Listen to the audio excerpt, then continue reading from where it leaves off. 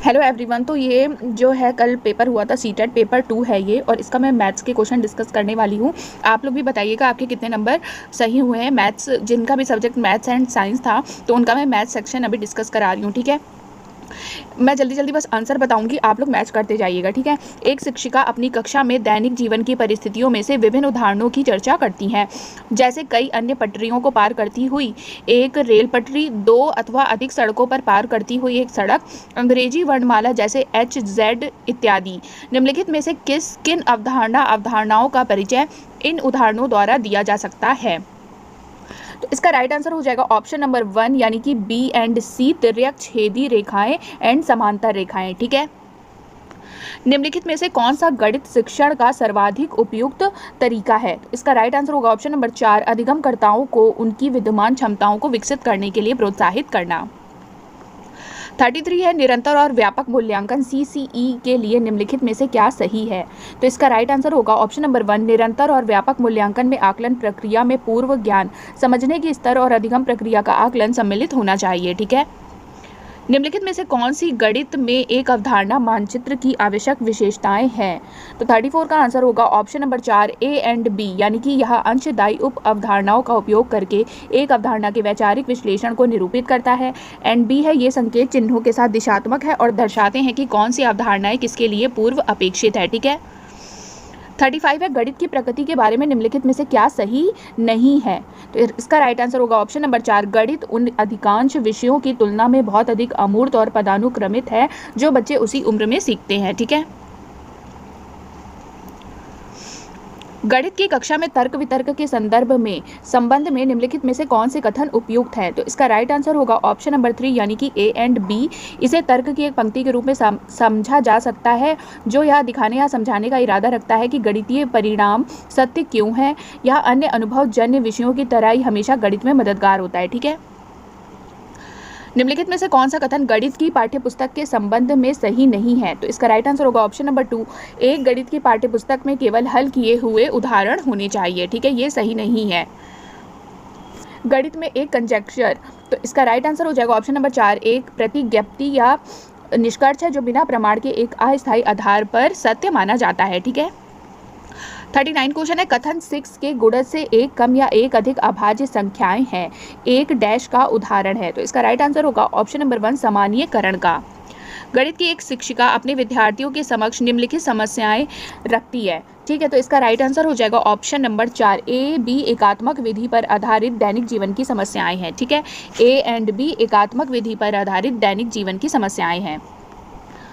44 है किसी आयत का क्षेत्रफल जिसकी भुजाएं 176 सेंटीमीटर और 56 सेंटीमीटर है एक वृत्त के क्षेत्रफल के बराबर है, वृत्त की परिधि सेंटीमीटर में क्या है। तो इसका राइट आंसर होगा ऑप्शन नंबर 2, 352, ठीक है। विमाओं 40 centimetre into 60 centimetre into x centimetre वाले एक ठोस घनाभ के पृष्ठ को ₹20 प्रति 100 सेंटीमीटर स्क्वायर की दर से पेंट कराने की लागत ₹1032 है। x का मान क्या है। तो इसका राइट आंसर क्या हो जाएगा ऑप्शन नंबर 2, 15। आप लोग मैच करते जाइए कि आपके नंबर कितने आ रहे हैं, आपने क्या गलती की है, ठीक है। और क्वेश्चन है ABCD एक चतुर्भुज है जिसमें इसका मान बताना है, ठीक है। तो 44 का आंसर हो जाएगा ऑप्शन नंबर 3, 210। नीचे दिए गए आंकड़ों के बहुलक, माध्यक और परिसर का माध्य क्या है। तो 44 का आंसर हो जाएगा ऑप्शन नंबर 1, 13। 46 में इक्वेशन है जो कि सॉल्व करनी है और इसका राइट आंसर आएगा ऑप्शन नंबर 2, 0.03 बार, ठीक है। यदि p बराबर ये संख्याएं हैं तो p को मानक रूप में निम्न द्वारा व्यक्त किया जा सकता है। तो इसका राइट आंसर होगा ऑप्शन नंबर 1। किस संख्या से इतने को गुणा किया जाए ताकि गुणनफल इतने का व्युत्क्रम हो। तो इसका राइट आंसर क्या हो जाएगा, आपने क्या टिक किया है। इसका राइट आंसर होगा 7/16। यदि संख्या है जहां p q r अभाज्य संख्याएं हैं तो इसका मान क्या है। तो इसका मान आ जाएगा ऑप्शन नंबर 2, 7, ठीक है। सुनीता द्वारा प्री बोर्ड परीक्षा में प्राप्तांक दिए गए हैं। यदि उपरोक्त आंकड़ों का एक पाई चार्ट बनाया जाता है तो सुनीता द्वारा गणित में प्राप्त अंकों को दर्शाने वाले त्रिखंड का कोण कितना होगा। तो 50 का आंसर है ऑप्शन नंबर 3, 86.4 डिग्री। किसी लंबवृत्तीय बेलन की लंबाई 1.2 मीटर है और इसका आयतन 4620 सेंटीमीटर क्यूब है। बेलन का वृत्त पृष्ठीय क्षेत्रफल सेंटीमीटर स्क्वायर में क्या है। तो 51 का आंसर है ऑप्शन नंबर 1, 2640। यदि एफ, वी और ई क्रमशः किसी त्रिभुजाकार प्रिज्म के फलकों, शीर्षों और किनारों की संख्याएं हैं तो निम्नलिखित में से कौन सा कथन सत्य है? तो इसका आंसर होगा 2f + 3v - 2e = 10, मतलब कि ऑप्शन नंबर 2। 53 है, रेखा AB पर एक बिंदु P स्थित है तथा PQ एक किरण इस प्रकार है कि कोण QPA = 7x और कोण QPB = 5x है, तब 8x - 10 डिग्री का मान क्या है? तो इसका राइट आंसर हो जाएगा ऑप्शन नंबर 2, 110। ठीक है, किसी त्रिभुज PQR की भुजा PQ पर ऐसे एक बिंदु है इस प्रकार स्थित है कि RS = PS = QS है। यदि कोण QPR = 15 डिग्री है तो इसका मान बताना है आपको क्या होगा। ठीक है, तो 54 का राइट आंसर हो जाएगा ऑप्शन नंबर 2, 60। जब एक दुकानदार वस्तु A को 384 रुपीज़ में बेचता है तो उसे 20% की हानि होती है, और जब वह वस्तु B को ₹400 पर बेचता है तो उसे 25% का लाभ प्राप्त होता है। यदि वह दोनों वस्तुओं को कुल मिलाकर 852 पर बेचे तो उसका लाभ हानि प्रतिशत क्या होगा? तो इसका राइट आंसर होगा ऑप्शन नंबर 1, लाभ 6.5%। ओके, 12,000 की एक राशि किसी निश्चित प्रतिशत वार्षिक ब्याज दर पर 1/2 वर्ष में 15,907 वर्ष में इतनी हो जाती है। जब ब्याज अर्धवार्षिक संयोजित होता है वही राशि उतनी ही समय में उसी ब्याज दर से कितनी हो जाएगी यदि ब्याज वार्षिक संयोजित होता है? तो 56 का राइट आंसर हो जाएगा 15840, यानी कि ऑप्शन नंबर 1।